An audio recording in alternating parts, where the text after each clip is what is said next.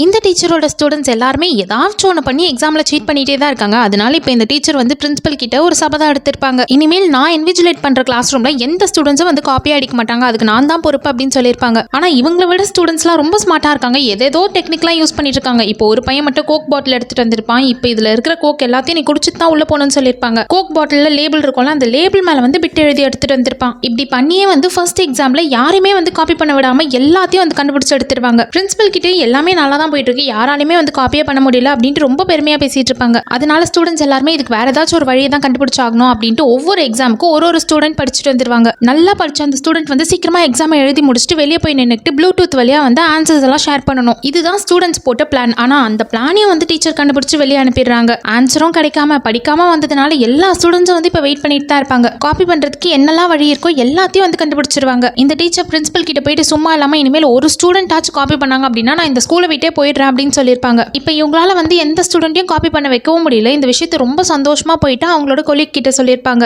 அவங்களுக்கு வந்து இவங்களை பார்த்து பயங்கர பொறாம, நம்மளால பண்ண முடியாததை இவ பண்றாளே அப்படின்ட்டு ஆத்திரம் தாங்க முடியல. அதனால இப்போ கிளாஸ்க்கு இன்விஜிலேஷனுக்கு போயிருப்பாங்க. வேணும்னே வந்து எல்லா ஸ்டூடெண்ட்ஸையும் வந்துட்டு நீங்க எவ்வளவு வேணாலும் பிட் அடிச்சுக்கோங்க அப்படின்ட்டு விட்டுறாங்க. ஸ்டூடெண்ட்ஸும் வந்து டீச்சர் இருக்காங்களே அப்படின்ட்டு கொஞ்சம் கூட பயமே இல்லாம வந்துட்டு எல்லாரும் வந்து காப்பி பண்ணி எழுதிடுவாங்க. இந்த விஷயம் பிரின்சிபலுக்கும் தெரிய வந்துடும். இவங்க வந்து அந்த இன்னொரு டீச்சர் கிட்ட சொல்லாம இருந்திருந்தா கூட பரவாயில்ல, ஆனா அந்த இன்னொரு டீச்சர் வந்து பொறாம தாங்க முடியாம இப்படி பண்ணதுனால இப்ப இந்த விஷயம் பிரின்சிபல் வரைக்கும் போயிருச்சு. இந்த எக்ஸாம்லயும் எல்லா ஸ்டூடெண்ட்ஸும் காப்பி பண்ணி தான் எழுதிட்டாங்க அப்படின்ற விஷயம் தெரிய வந்த உடனே இப்ப அவர் வந்து ஸ்கூல் விட்லாம் அனுப்ப மாட்டாரு. அந்த டீச்சருக்கு வந்து பனிஷ்மெண்ட் கொடுத்துருவாரு. ஸ்டூடெண்ட்ஸ் தப்பு பண்ணா எப்படி கிரவுண்டை சுத்தி சுத்தி ஓடணுமோ, இப்ப என்னதான் இங்க ஸ்டூடெண்ட்ஸே தப்பு பண்ணியிருந்தாலும் ஸ்டூடெண்ட்ஸ் கூட சேர்ந்து டீச்சரும் வந்து கிரவுண்டை சுத்தி ஓடிட்டு இருக்காங்க.